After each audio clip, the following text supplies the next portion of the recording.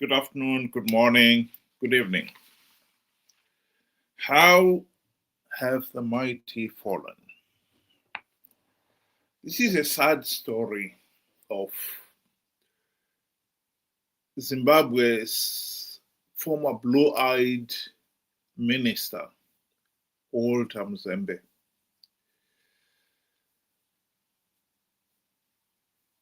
He was Mugabe's blue-eyed minister. At the time of the coup in 2017, he was Minister of Foreign Affairs. But like all senior G40 members, he has had to leave the country. And he has been hiding in South Africa in exile since 2017. But has recently returned back to Zimbabwe, only to be thrown in jail, where some reports say he is now seriously sick. So one has got to ask, why did Mugabe's blue-eyed minister, Mzembi, return from exile in South Africa, only to be thrown in jail? Why indeed? One obvious explanation was that his slush fund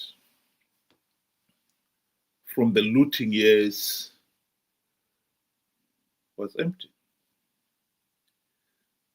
He is broke. We cannot discount that. He has been living in South Africa for 8 years from that slush fund. Unless he had several bags of US dollars, he was bound to run out.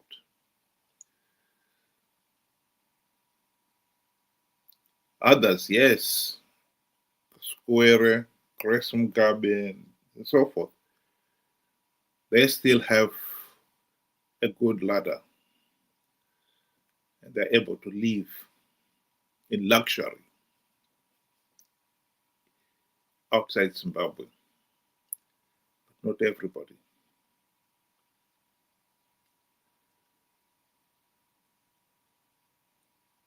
When former Minister Mzembi slush fund started running out, he too started running out of options. You cannot stay in South Africa unless you've got the money.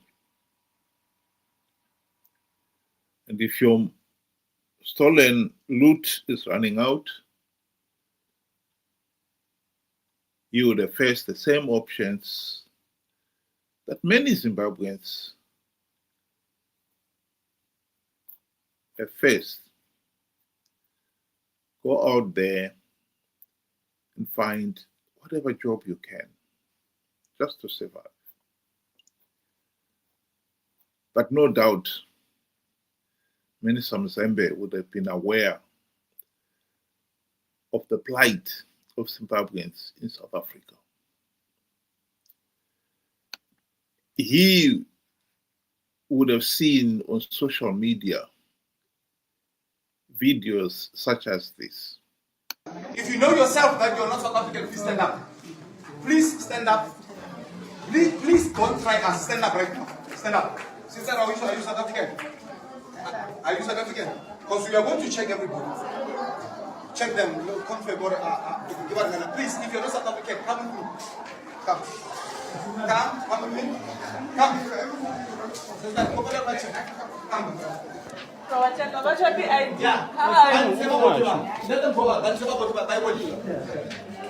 You guys are not South African. Go out. You can go to Unjani, Block P there, or Ubutila Hospital. Go. Hey, fast.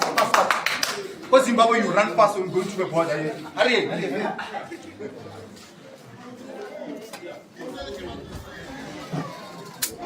Dumelang South African. Aye.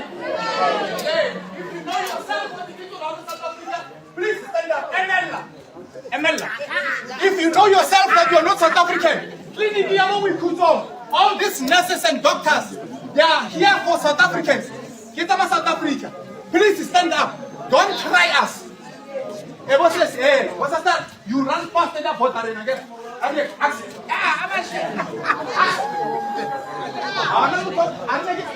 From a foreign again.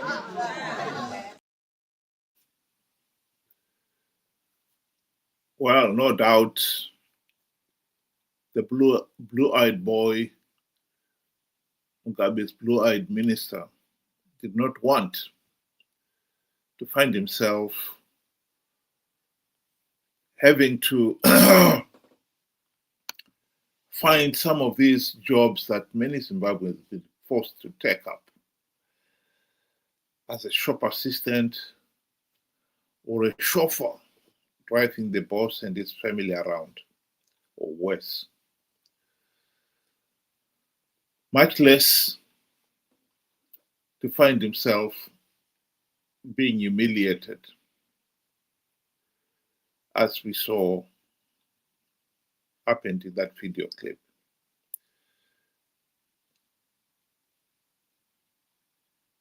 It's ironic that ZANU-PF's rule has forced millions of Zimbabweans to be the reject of the region. Zimbabweans are now considered to be, if you want somebody to do the job that nobody else wants to do for the bare minimum, get a Zimbabwean. That is a reputation no one is proud of. And yet that is the reality.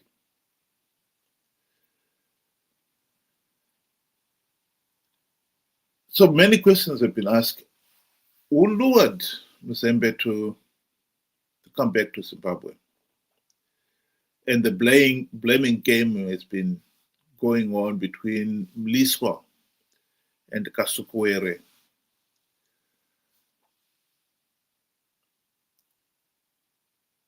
Each being accusing the other of being the one who lured Mzembi.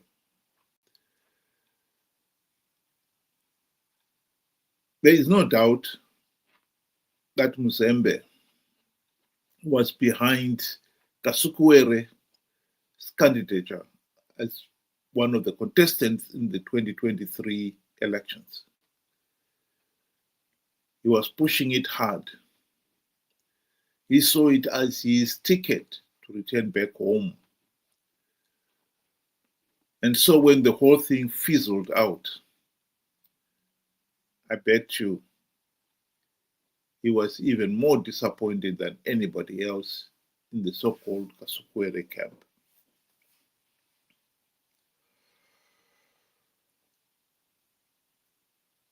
Mliswa, according to Kasukuwere, is the one who persuaded Kazembe that he's going to talk to ZANU-PF so that they could take him back. Poor Walter, he had to eat humble pie. He had to go back to Mnangagwa and beg for forgiveness. But he, of all people, should have known that Mnangagwa is, one of his faults is he's not a bright guy. He's not clever. And the one thing you can count on people like him is that they are very suspicious of everybody around them.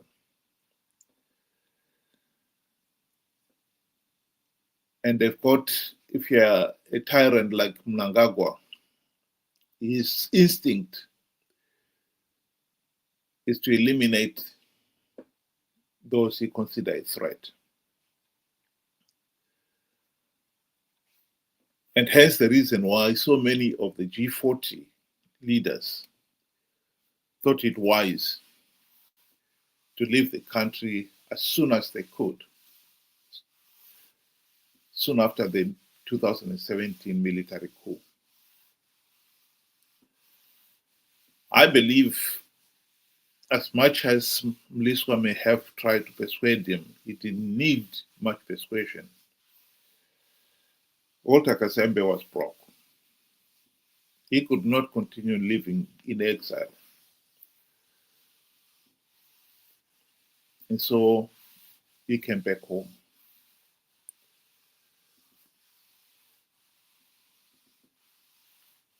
And he thought Mnangagwa would be forgiving. Well, he wasn't. And no wonder he's in jail. And now he's even sick in jail.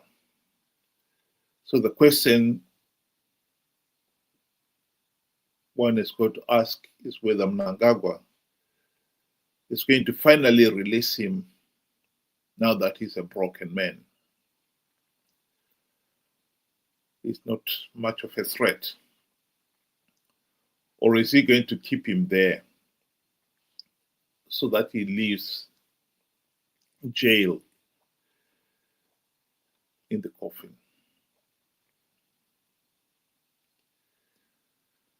There is a lesson to be learned here. ZANU-PF cronies are the ones who have created this dysfunctional political system. And occasionally, they are caught up in that net. Millions of Zimbabweans are living in abject poverty.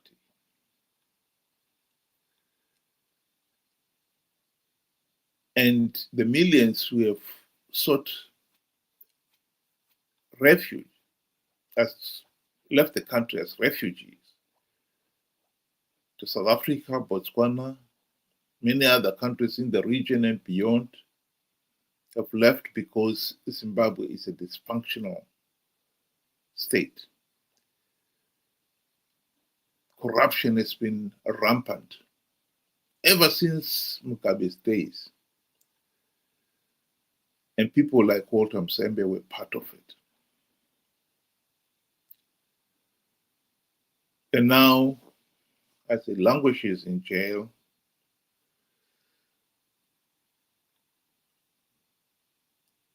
one only hopes that he has got time to reflect on what his contribution to Zimbabwe's suffering. And to those who are still in Mnangagwa's camp, they too should remember that Zimbabwe's political instability will catch up with them. Right now, there is already two factions in ZANU-PF.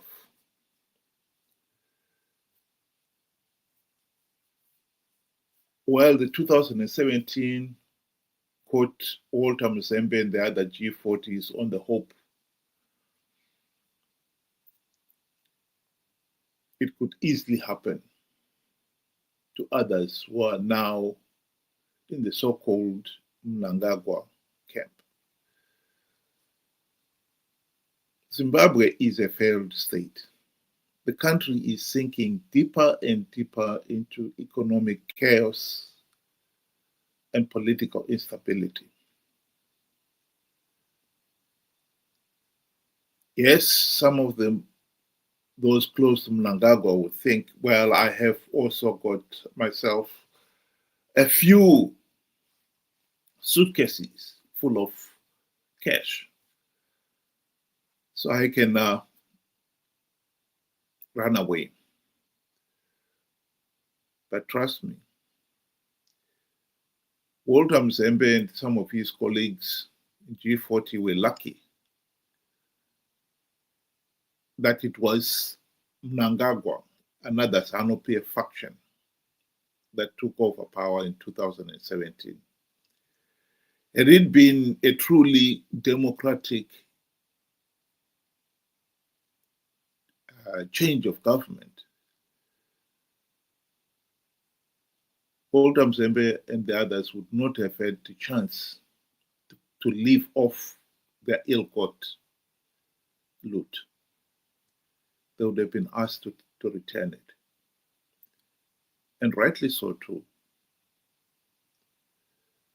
We can't have a few individuals living in luxury while the rest of the country are living in abject poverty. What is happening to Zimbabweans in South Africa and other countries is humiliating. And that was brought about by ZANU-PF. 45 years of gross mismanagement, rampant corruption, and tyranny.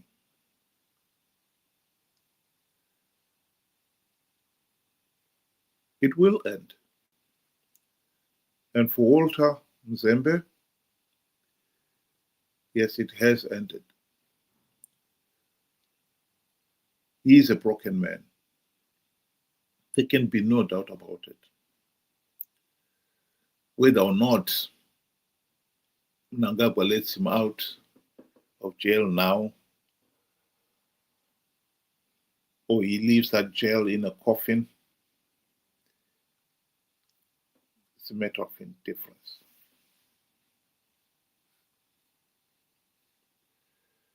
There is a lesson to be learned here for all those ZANU-PF thugs.